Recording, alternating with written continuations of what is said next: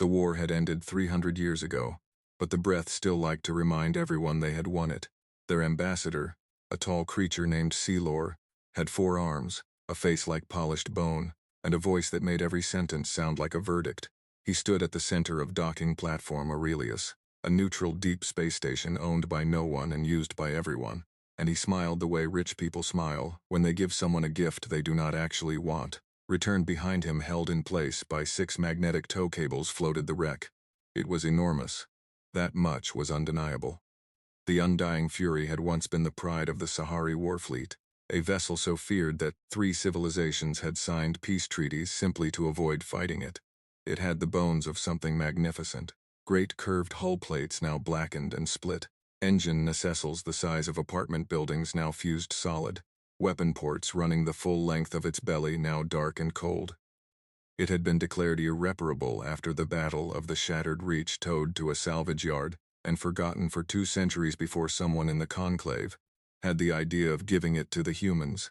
It was in every technical sense a corpse dressed in old armor. Selkor presented it with a speech that lasted 9 minutes and contained the phrase "a gesture of great trust and brotherhood" 4 separate times. The assembled conclave delegates, Breath or Sari, and a dozen lesser species watched from the upper observation ring. Some of them were polite enough to hide their amusement, most were not. Director Oren Boss did not look amused or insulted. He looked hungry.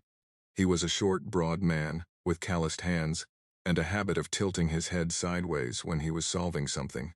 He stood at the back of Earth's small delegation and said nothing during the ceremony. He did not applaud at the end. He was already doing mathematics in his head, staring at the Rexhole geometry, with the focused expression of someone who has just found a very interesting problem. Admiral Revest Strand stood at the front of the delegation and accepted the gift with a calm, measured nod. She thanked the conclave in the formal language they expected, used the correct honorifics, bowed at the right moments. She was good at this, the performance of smallness. It was a skill Earth had quietly mastered in the 12 years since first contact. Appear manageable, appear grateful, never let them see the inside of your mind. When the ceremony ended and the conclave delegates drifted toward the reception hall, Strand walked back to where Boss was standing. He had not moved. "Tell me what you see," she said quietly. He did not look away from the wreck. The hull fractures follow stress lines, not blast patterns.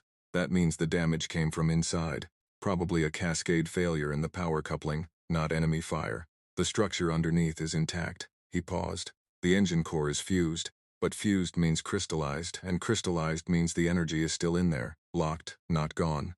Another pause longer. The weapons ports are sealed, not destroyed. "There is a difference," Strand said. "Can it fly again?" Boss finally turned to look at her. His expression was the same one he wore when someone asked him if he could finish something by Friday. And the answer was, yes, but it would be the most interesting Friday of everyone's life. "It cannot be repaired," he said. "It is too far gone for that, but it can be rebuilt." And while we rebuild it, he glanced back at the wreck, then at the laughing conclave delegates visible through the observation glass. "We can make some improvements."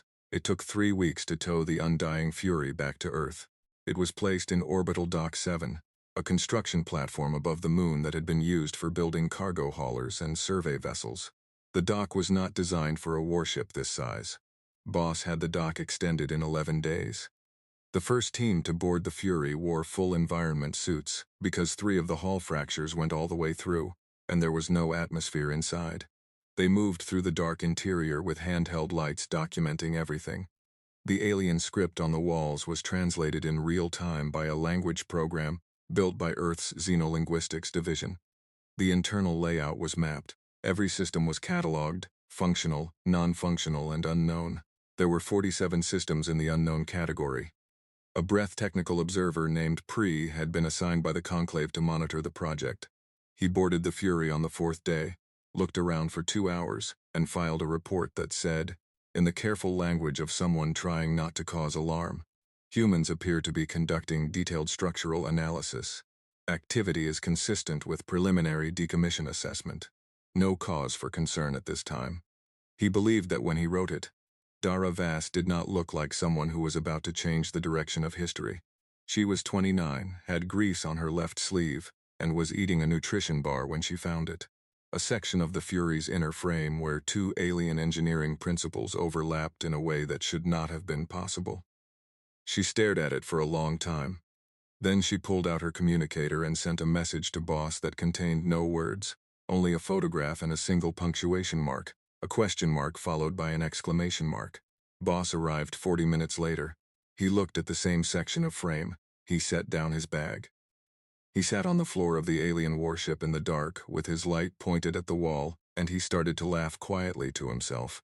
The way engineers laugh when the universe hands them something they were not expecting, and it turns out to be better than anything they could have planned. Right, he said to no one in particular. Let us get to work. Nobody told the conclave that Orbital Dock 7 had been working around the clock for 4 months. There was no rule that said Earth had to report its engineering hours. There was no clause in the gift treaty about disclosure of internal repair timelines. The conclave had not included such language because when they wrote the treaty, they had not imagined there would be anything worth reporting. The Breath Observer continued to file his weekly updates. They were polite, vague, and mildly positive in tone. He described activity levels as sustained, which was technically true. He did not describe the fact that 3 shifts were running continuously, that Earth had quietly reassigned 41 of its best engineers to the project, or that the structure of the Fury's inner hull had turned out to contain principles of load-bearing geometry that Earth's material scientists had never encountered, and immediately began arguing about loudly, excitedly, at all hours, in a way that made deeply uneasy whenever he visited the dock. The first real breakthrough came from the engine core. Every Galactic engineer who had ever assessed the Fury's propulsion system had reached the same conclusion. The core was fused beyond recovery. The overload event during the Battle of the Shattered Reach had forced the drive crystal into a locked crystalline state. The energy pathways were sealed. You could not restart it. You could not extract it cleanly. You could not build around it without removing it first. And removing it would destroy the structural frame it had grown into over 3 centuries. Boss spent 6 weeks on this problem. He slept 4 hours a night and ate at his desk, and covered 3 whiteboards with calculations that none of his junior staff could fully follow. Then one afternoon he stopped writing and stared at the board for a very long time. The crystal was locked fine.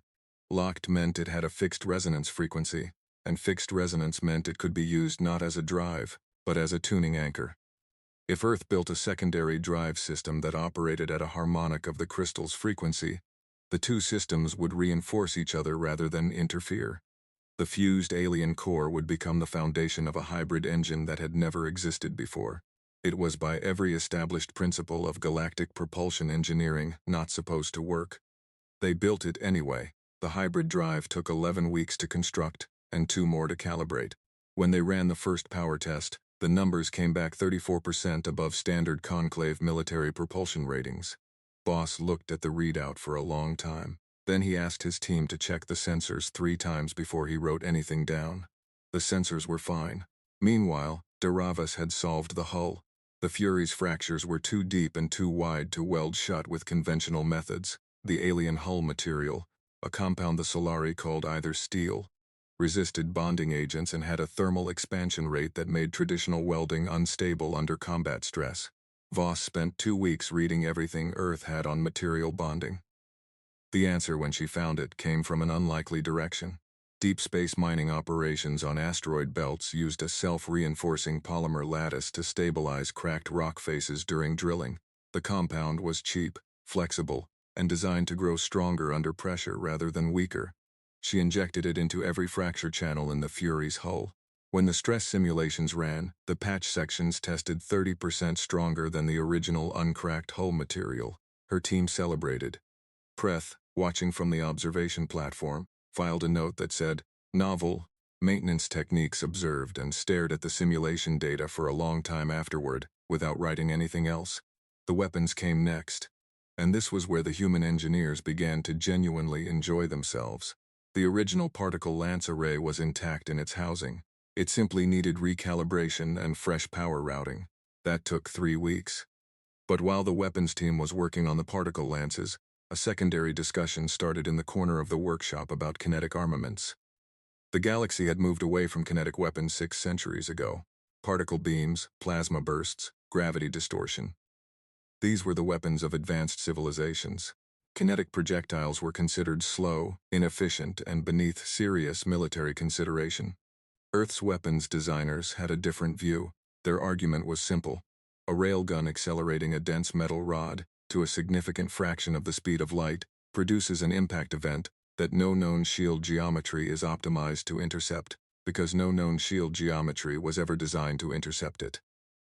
Everyone had stopped using kinetic weapons so long ago that the defensive system simply did not account for them. And if you fired a particle lance first, stripping the target's shields, and then fired a kinetic round a fraction of a second later, you had a combination that no ship in the current Conclave registry was equipped to survive. They called it the handshake. The weapons team argued for 3 days about the name, and then kept it. Requested a full technical briefing from Earth's Dock Administration at the end of month 5. He was given a tour, a presentation, and an excellent lunch. The tour showed him the restored particle lance array, the hull repair work, and the reconfigured power systems. It did not show him the hybrid drive test results, the railgun installation, which had been covered with equipment crates for the duration of the visit, or the secondary workshop where the new AI navigation architecture was being assembled. He left satisfied. He filed a report that said the project was progressing within expected parameters. Back in the dock, Boss pinned a single handwritten note to the wall above his workspace. It read, "They gave us a broken ship." They should have thought harder about what that meant. Nobody from the Conclave ever saw that note. The Fury's old navigation intelligence had not simply broken down. It had burned. Every pathway scorched during the same cascade failure that fused the engine core. What remained in the data housing was a maze of dead circuits surrounding a set of black box memory cores that had somehow survived completely intact. 300 years of flight logs, 300 years of combat records, sensor readings, damage reports, crew communications, and tactical decisions made in the middle of battles that had reshaped entire sectors of the galaxy. Earth's AI team spent the first month trying to revive the original system. They failed completely and without ambiguity. The architecture was too foreign, the damage too deep, the operational logic too tied to hardware that no longer existed. On the 31st day, a young programmer named Finn put down his tools, looked at the intact black box cores sitting beside the ruined navigation housing, and said, "We cannot bring back what was there, but everything it ever knew is sitting right in front of us. What if we build something new that learns from all of it?" The project that followed took 4 months. The new system was not a translation of the alien AI. It was a human-built intelligence trained on alien experience. It absorbed every log, every battle record, every sensor reading in the black box archives. It learned the Fury's geometry instinctively, every stress point, every power flow path, every quirk, in the way the old ship moved under thrust. It understood the Fury the way a person understands a place they grew up in. They named it Ward, Warfare Architecture and Response Director. Fenn chose the name and the team voted on it, and it passed 7-4 with the losing 4 maintaining until the end that it sounded too friendly for a Warship AI. Ward's first words spoken 12 seconds after full activation seemed to settle the argument in the minority's favor. All primary systems nominal, secondary systems nominal. I have reviewed the tactical profiles of every vessel currently registered in the Galactic Conclave military database. I would like to note that none of them were designed to fight this ship. I find that interesting. You may find it useful. The dock went quiet. Somewhere in the back, someone started to laugh. Then everyone started to laugh. Ward did not laugh. Ward waited, processed the response, and added, "I will take that as a positive reception." Then it began without being asked to produce a full systems report, a maintenance priority list, and a fuel efficiency projection for the hybrid drive. It did this in 11 minutes. Previous estimates had suggested the task would take a full analysis team 3 days. Preth was present for the activation. He stood at the back of the observation room, arms folded, and watched the Ward interface cycle through its initial outputs. He was an intelligent creature. He had been watching humanity for almost 8 months now, and he had started to feel something he was professionally trained to suppress: concern. He filed his report that evening. It was for the first time not vague.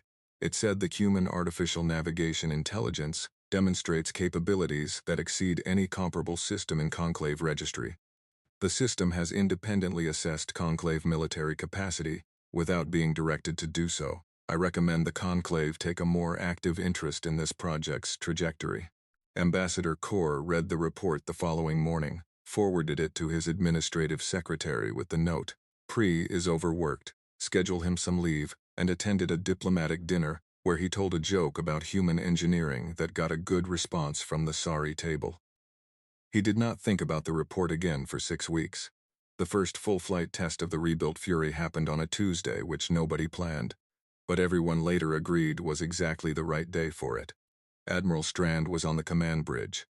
Boss was in the engine room, which he insisted on calling the engine room, even though Ward kept gently correcting him that the correct technical designation was the Propulsion Convergence Center. Voss was at the Hall Monitoring Station. Fenn was at the AI interface, though Ward had made clear it did not require supervision and said so twice before Fenn sat down anyway. The Fury moved out of orbital Dock 7 and into open space under its own power for the first time in over 300 years. There was a moment, just a few seconds, as the old ship cleared the dock clamps and the hull groaned once deep and low like something enormous waking from a long sleep. Everyone on the bridge felt it through the floor. Nobody spoke. Then Ward said, "Hybrid drive nominal, initiating thrust sequence. Current velocity will exceed Conclave's standard military propulsion benchmarks in approximately 40 seconds. I suggest everyone hold on to something. Not because it will be dangerous, simply because it will be fast." It was very fast. They ran the Fury out past the orbit of Neptune, pushed the hybrid drive to 70% capacity, and watched the velocity numbers climb past anything on record. At full burn, the ship hit speeds 34% above the fastest registered Conclave warship. Ward noted this, filed it, and then noted something else. At this velocity, if a pursuing vessel attempted intercept from the nearest Conclave patrol position, the Fury would have changed location before the intercept calculation finished. Running Strand stood at the viewport and watched Neptune fall behind like a dropped stone. She had commanded 3 Earth vessels in her career. None of them had ever felt like this. Not like flying something, but like being inside something that wanted to move, that had been waiting to move, that had spent 3 centuries cold and still, and was now finally doing the thing it was built for. Ward spoke again, quietly, structural integrity at 100%, polymer lattice under hull stress showing reinforcement response as projected, weapons array standing by. Should I run a targeting calibration while we are out here? The outer solar system offers several suitable test parameters. Strand smiled. Not today, understood, said Ward. A brief pause. Tomorrow nobody in the Conclave knew any of this had happened. That suited everyone on the bridge just fine. Secrets in space are hard to keep because space is full of sensors. A sorry merchant vessel running a routine or delivery route past the outer edge of Earth's solar system picked up a contact reading on its passive long-range array. The contact was large, fast, and gone in under a minute. The merchant captain logged it as an anomaly, flagged low priority, and forgot about it until his quarterly report went to the Conclave Traffic Monitoring Office 11 weeks later. A junior or an analyst named Tessel, sorting through 300 pages of routine shipping data, stopped at that single entry. She looked at the recorded velocity. She looked at it again. She checked the timestamp against all registered vessels operating in that corridor. There were none. She pulled the full sensor record. The contact had a silhouette, damaged, partially reconstructed, but unmistakable to anyone who knew what the undying Fury used to look like. She did not forward her findings immediately. She spent 2 days cross-referencing. Earth's military budget had increased by 23% over the past year, which was publicly attributed to routine fleet expansion. Earth had filed no new vessel registrations with the Conclave Shipping Authority. Earth's docking manifest for Orbital Dock 7 had been consistently listed as maintenance operations, decommission assessment for 11 months. Decommission assessments did not produce sensor contacts moving at that speed. Tessel filed an urgent classified summary to her division chief, who sent it to the Conclave Intelligence Committee, who sent it to Ambassador Kaur, who called an immediate closed-door session with the Conclave Inner Circle. It was the first time in 4 years the Inner Circle had met on short notice. The sorry representative arrived still wearing her ceremonial sash from a separate function. The Breath Elder showed up, looking annoyed. Kaur stood at the head of the table and read Tessel's summary aloud, and when he finished, there was a silence that lasted long enough to become uncomfortable. The Breath Elder spoke first. We gave them a haul with no working engine, no working weapons, and no navigation. What exactly are they supposed to have built? Nobody had a good answer. Core invoked the gift monitoring protocol, a clause buried in the original treaty that allowed the Conclave to inspect any gifted vessel if there was reasonable concern about treaty compliance. He sent a formal inspection request to Earth's delegation. The message was polite, collegial, and framed as a routine administrative check. Earth's delegation responded within 4 hours, agreed without objection, and set a date 3 weeks out. Ward was informed of the inspection 31 seconds after the response was sent, because Ward monitored all official communications passing through Earth's diplomatic relay as a standard security function. Nobody had told it to do this. Nobody had told it not to. I can have all primary systems presenting within standard conclave parameters in 48 hours. Ward told Strand the hybrid drive configuration can be masked by running a standard, propulsion profile through the external sensor output layer. The railgun installations can be enclosed within the original weapons housing and the housing sealed. My own architecture is not detectable by conclave sensor equipment, because conclave sensor equipment is not designed to detect an AI built from their own historical data using human architecture. I will simply appear to be a conventional navigation system.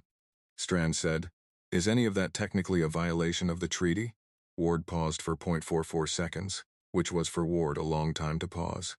The treaty specifies that gifted vessels may not be armed beyond their original specification.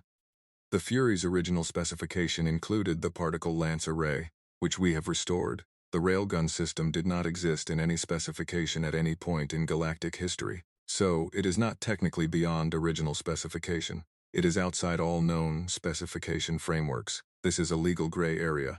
What about the hybrid drive? The treaty says nothing about propulsion improvements. I looked, Strand said. And you? I am not a weapon. I am a navigation and response system. The treaty does not regulate artificial intelligence. The inspection team arrived on schedule. 6 conclave engineers led by a senior Vreth assessor. Ward greeted them through the ship's intercom in perfect formal breath. The assessor, visibly surprised, asked who had programmed the ship's communication system. Boss, standing nearby with his hands in his pockets, said, "We upgraded the interface. Standard maintenance." The assessor nodded and moved on. The inspection took 9 hours. The team checked every system they knew to look for. They found a restored particle lance array, a functional but unremarkable power distribution network, and a hull that had been repaired with materials they did not recognize, but which showed no signs of weapons integration. They found a navigation system that presented as a basic grade unit with limited capability.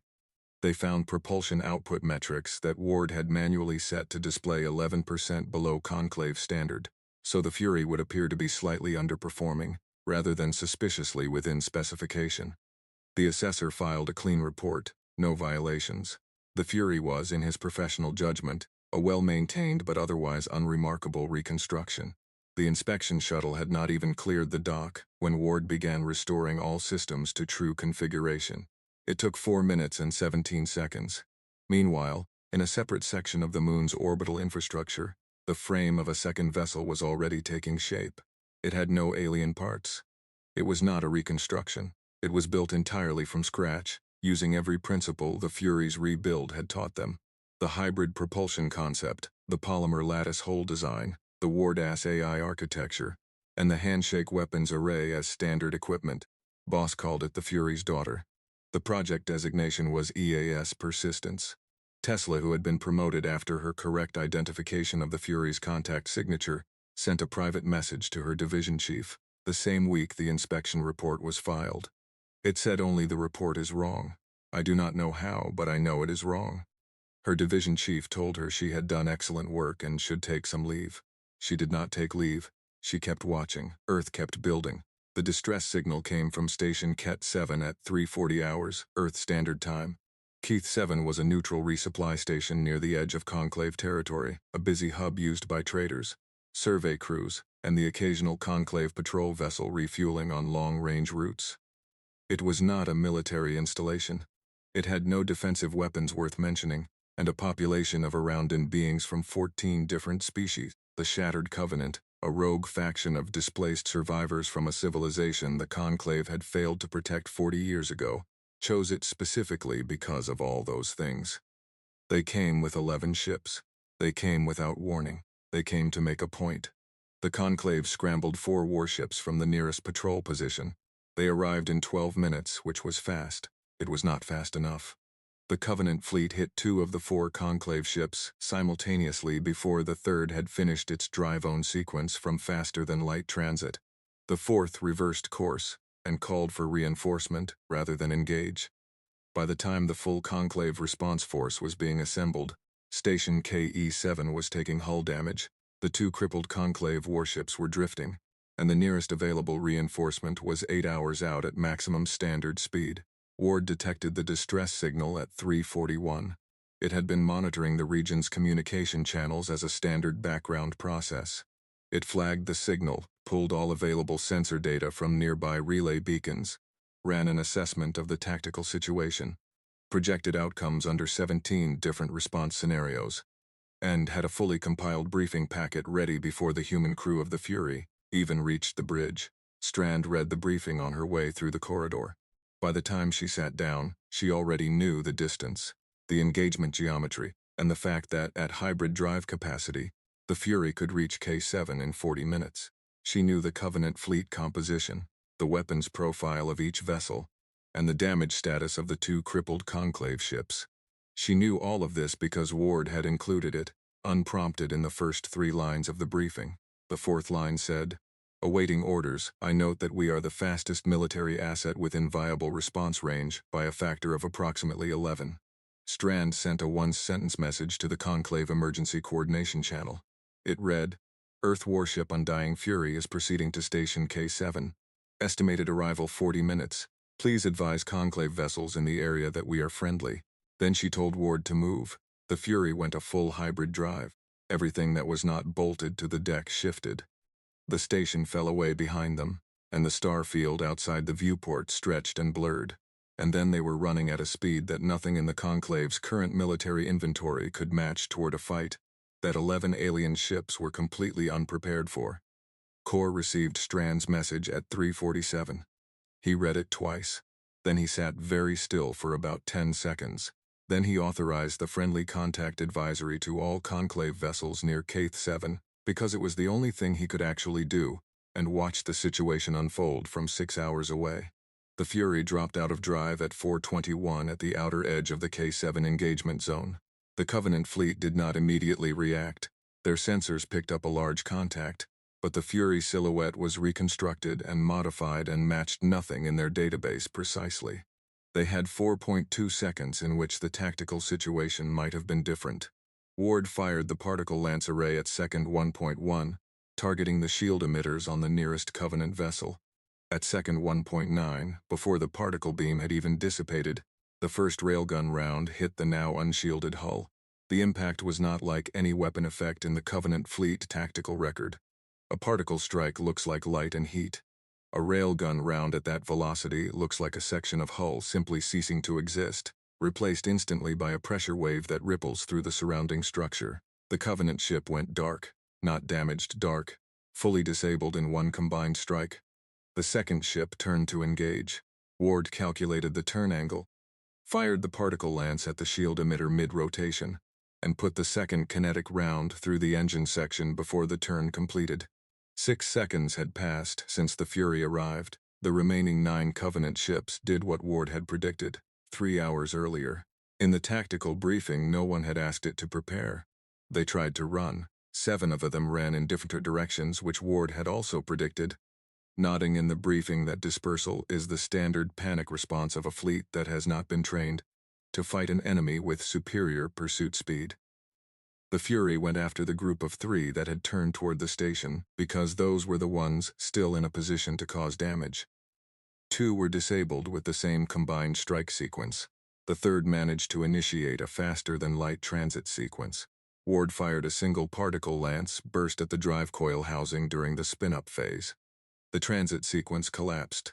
The ship tumbled out of its own drive field and sat still, venting atmosphere going nowhere. Total time from arrival to neutralization of active threats, 14 minutes 8 seconds. Ward then turned the Fury toward the two crippled Conclave warships and began broadcasting a medical assistance offer on their standard emergency frequency, because it had noticed both ships were reporting crew casualties, and it had calculated that the nearest Conclave medical vessel was 90 minutes out. Strand stood at the viewport and looked at the debris field and the drifting ships and the station damaged but holding pressure. She felt the floor of the Fury under her boots solid, steady, undamaged. Not one hull breach, not one crew injury. A sorry captain on one of the crippled Conclave ships transmitted a communication request. When the channel opened, he did not say anything tactical or formal. He said in a voice that was very quiet, "What are you?" Strand thought about that for a moment. Then she said, "We are the crew of the Undying Fury. We are from Earth. You gave us this ship." The silence on the other end lasted a long time. Ward noted in its post-engagement log that all 6 Covenant ships that had successfully entered faster than light transit had done so on predictable vectors and would be recoverable by Conclave authorities within 38 hours. It filed this as a routine addendum listed between fuel expenditure totals and an automatic request to restock 2 railgun magazines. Then it began composing also without being asked a full tactical summary for the Conclave's intelligence division. It titled the document Engagement Record K7 Classification Complete. It was the most thorough record of a military action the Conclave had received in 40 years. Ward had observed everything from every angle the entire time. It always did. The footage from Station Keth 7 took 36 hours to reach every major Conclave world. Ward had released it not by accident.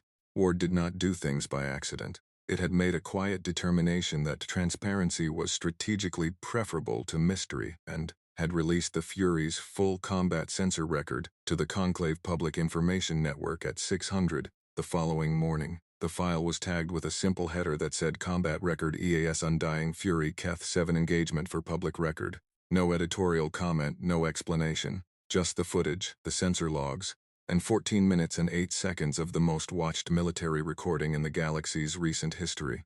The reaction was not uniform, which Ward had also predicted. The Orin released a formal analytical brief within 48 hours. It was dry, precise, and honest in the way only the Orin could manage when they were trying to process something they did not like. It stated that humanity had demonstrated an adaptive engineering capacity, operating outside all established Conclave frameworks, and that the combination of restored alien systems with novel human technology represents a class of military capability for which no existing Conclave doctrine provides adequate response. The brief was 11 pages long. The relevant section was 3 sentences. The rest was Orin analyst being very careful not to say the word afraid. The Solari were less careful. Their upper council met in emergency session, and the transcript which leaked within a day contained the phrase, "How was this permitted to happen?" 17 times in the phrase, "What do we do now?" 6 times with no satisfying answer attached to either. The Breath elder who had dismissed Preth's early reports retired from his position 11 days after the Ket 7 footage was released. He did not give a reason. He did not need to. Kor called the Conclave Summit himself. He did not want to, but he understood that the alternative, letting 11 separate Conclave member species independently decide how to respond to humanity's sudden military prominence, was considerably worse than managing a single messy conversation in one room. The summit invitation to Earth's delegation was phrased with more care and more genuine respect than anything Earth had received from the Conclave since first contact. Strand arrived with Boss. Ward joined through the station's communication system, which it had interfaced with quietly and completely within 3 minutes of their arrival, and which no one on the station's technical staff noticed until Ward introduced itself during the opening session, and several Orin delegates looked sharply at their own technicians. The Sari representative opened with the question that everyone was actually thinking, and that no one had wanted to say first. Earth has produced a military vessel that exceeds Conclave standards in every measurable category. We would like to understand what Earth's intentions are. Boss answered before Strand could. He was not a diplomat, which was sometimes a problem and this time was not. He said, "We were given a broken ship. We fixed it, then we improved it, because that is the part that comes after fixing something. You look at what you have and you ask whether it could be better. We were not building against you. We were building because building is what we do. We cannot stop in the middle of a problem just because the problem got more interesting. A VETH council member said carefully, "The weapon system your vessel employs, the kinetic component, is not registered in any existing arms framework." Ward's voice came from the room's communication system, calm and level. "That is because it did not exist before we built it. I can provide the technical specifications to the Conclave's arms registry if you would like to establish a framework. I have drafted a submission document. It is quite thorough." Another silence. The Orin delegation exchanged glances that were difficult to read. And then the senior Orin representative, Tesley, who had been promoted twice, since correctly identifying the Fury sensor contact and whose presence at this summit was considered by her peers to be well-deserved, said, "Earth, we would like to discuss a new framework, one that reflects actual conditions. Rather than assumptions we made when you were new to the Conclave framework, assumed that all member species operate within a known ceiling of capability. You have made that ceiling irrelevant." Strand said, "We are open to that conversation." What followed was 3 days of negotiation that was by diplomatic standards remarkably straightforward. The Conclave had lost its main source of leverage, the assumption of technological superiority, and had gained unexpectedly a member species that had just rescued a station, disabled 11 hostile ships, and then offered medical assistance to the Conclave warships it had just outperformed. There was not a faction in the room with a coherent argument for treating humanity as a subordinate partner. Tessel had the arithmetic right. You did not offer condescension to someone who had just done what the Fury had done, and you especially did not do it twice. The summit ended with Earth formally recognized as a class sovereign military power, a classification the Conclave's registry system had to be updated to include, because it had not previously existed. The Undying Fury was assigned a permanent operational station in Earth's home system with Conclave recognition as an independent command vessel. The EAS Persistence, Earth's second ship, built from scratch using everything the Fury's reconstruction had taught, was registered the same afternoon.